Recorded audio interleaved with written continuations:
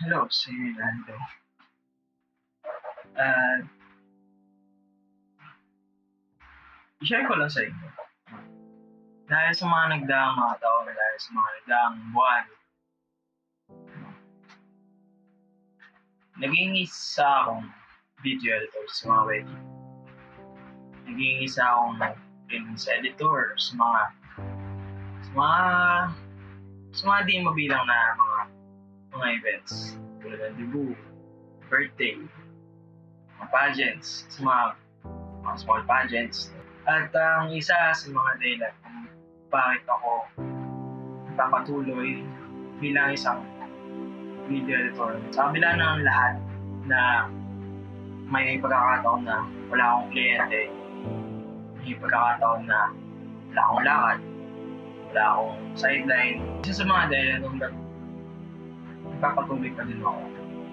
Kahit na alam ko mahirap, nandun yung pakiramdam ko, nandun yung puso ko na sa tuwing makakagawa ako ng isang magandang storya, may kakaibang saya yun na dinudulot sa puso ko. Na hindi ko may tanggi, na hindi ko gusto. Sinishare ko to sa inyo. Kasi alam ko hindi lang ako. Hindi lang ako yung nakakaranas ng ganitong klaseng emosyon sa puso pag nakakagawa ng isang magandang storya. Madalas yung mga ganitong klaseng pakaramdam natatanggap ko sa mga kasal. Sa mga birthday, sa mga debut.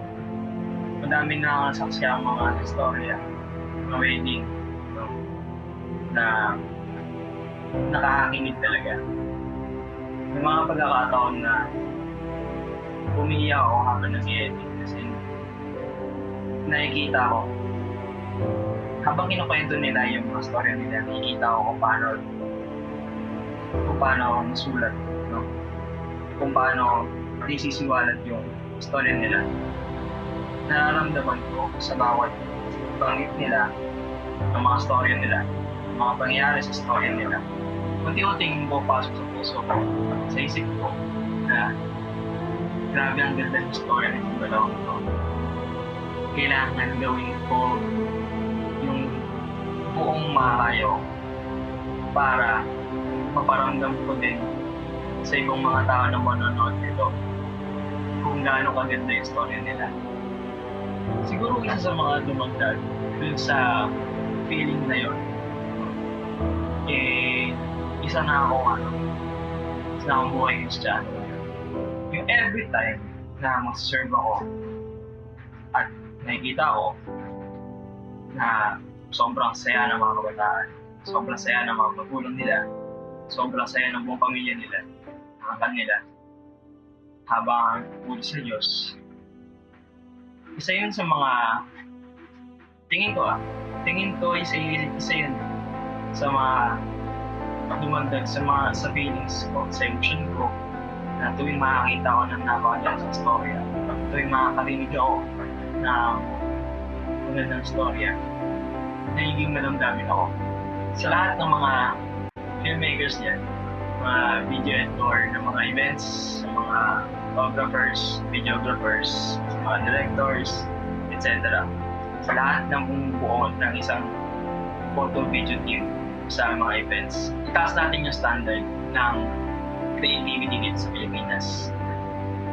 Huwag tayong mag-invest lang basta sa gamit. Mag-invest tayo sa empathy natin.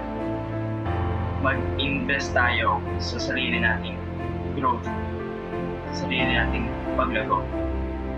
Na kahit sabihin natin na hindi ganun ka-latest yung gamit mo, pero nadama ng mga manonood yung storya nung ineditan mo, yung kliyente mo, o sino man,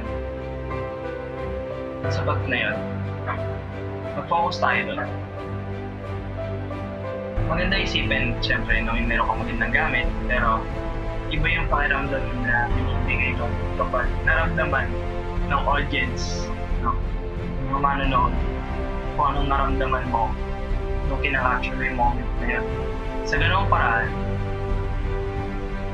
doon natin may improve yung yung industry natin dito sa events.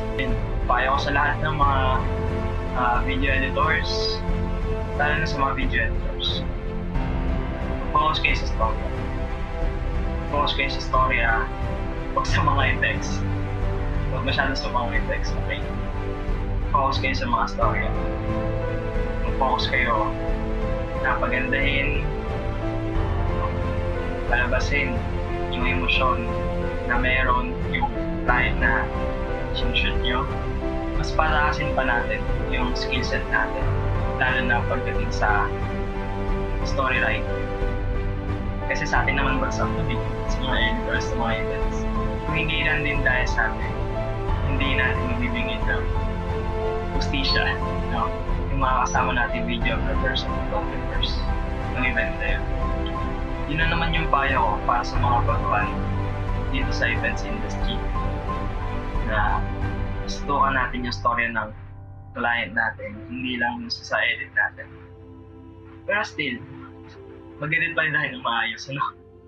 Hindi pwedeng, hindi tayo magpe-present ng pangit na gawa. Dapat presentable, elegante, at kapuri-puri. Maganda sa mata. So, yun lang. Maraming salamat sa panonood. Sana nakatulong itong video sa inyo. At yun, babatahan ko na lang kayo sa mga susunod ko pang mga ganap sa buhay. At sa ngayon, kailangan natin talaga maging ako man. Kailangan natin magsumikap kung gusto natin umangat yung movie industry, yung film cinematography industry dito sa Pilipinas. So, yun lang na. Maraming salamat sa panonood.